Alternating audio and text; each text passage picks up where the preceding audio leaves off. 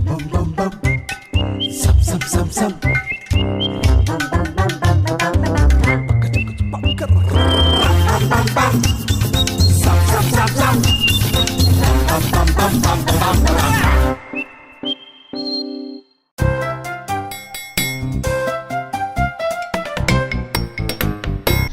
அப்பு, என்ன பண்ணிட்டு இருக்க? முன்ன எப்பயும் விட வேகமா தீய அணைக்கிற ஒரு புதிய வகை திரவத்தை நான் கண்டுபிடிச்சிருக்கேன். இதோ இப்ப முடிஞ்சிரும். நெருப்ப வேகமா வச்சா சீக்கிரம் சூடாயிடும்ல. ஹே, அத தொடாதீங்க. 2 பேரும் தரையில ஊர்ந்து வேகமா புகையை விட்டு வெளியே போங்க. அப்பு, தம்பு, நெருப்போட மறுபடியும் விளையாடாத. ஓகே.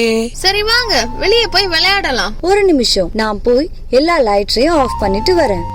எப்போ நம்ம வெளியே போனாலும் மறக்காம எல்லா லைட்ஸையும் ஆஃப் பண்ணிடணும். அதுக்கப்புறம் எல்லா பிளக்ஸையும் மின் இணைப்புல இருந்து எடுத்துடணும். சரியா சொன்ன. அம்மா கேஸ் சிலிண்டர்ல இருக்கிற ரெகுலேட்டரையும் அணைக்க சொல்லிருக்காங்க. வெரி குட் டீனா. ஒருவேளை நம்ம வீடு தீப்பிடிச்சா அப்ப என்ன பண்ணணும்? அவசர காலங்கள்ல தப்பிச்சு போறதுக்கு எல்லார் வீட்லயும் ஒரு வழி வச்சிருக்கணும். அந்த வழி வீட்ல இருக்கிற எல்லாருக்கும் தெரிஞ்சிருக்கணும். இப்ப நம்ம போலாமா? என்ன ஒரு அருமையான நாள். யாரோ பட்டாசு வெடிக்கிறாங்க. கோவிந்தன் மாமா காருதான் எப்பவும் பட்டாசு போல வெடிக்குது.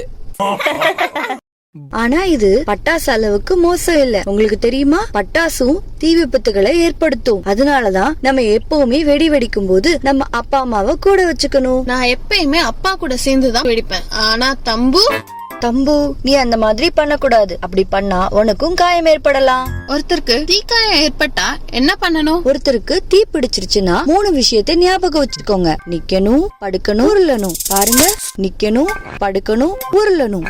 புரிஞ்சுதா? எஸ்.